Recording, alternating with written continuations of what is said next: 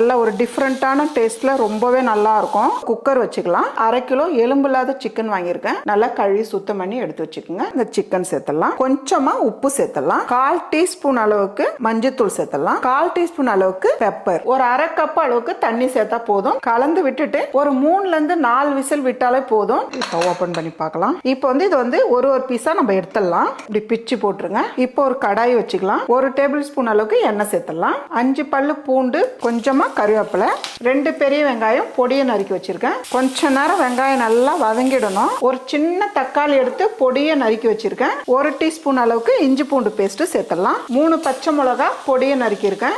இதெல்லாம் சேர்த்து நல்லா கலந்து விட்டுருங்க. ஒரு 4 சிட்டிக்கு அளவு ஜீரகத்தூள் சேர்த்துடலாம். 1/4 டீஸ்பூன் அளவுக்கு மிளகாய் தூள் சேர்த்துடலாம். 1/4 டீஸ்பூன் அளவுக்கு மல்லித்தூள் சேர்த்துக்கலாம். கரம் மசாலாவும் 1/4 டீஸ்பூன் அளவுக்கு சேர்த்துக்கலாம். கொஞ்சமா உப்பு. இந்த அளவுக்கு நல்லா கலந்து விட்டுட்டு சிக்கன் வேக வச்ச தண்ணி கொஞ்சமா இருக்கு, நம்ம இதுல சேர்க்க போறோம். அவ்வளவுதான். இதை சேர்த்து நல்லா கலந்து விட்டுருங்க. நம்ம சிக்கன் சேர்த்துடலாம். இந்த அளவுக்கு நல்லா பொடியா கட் பண்ணி எடுத்துக்கோங்க. சிக்கன் சேர்த்துட்டு நல்லா கலந்து விட்டுருக்குமா.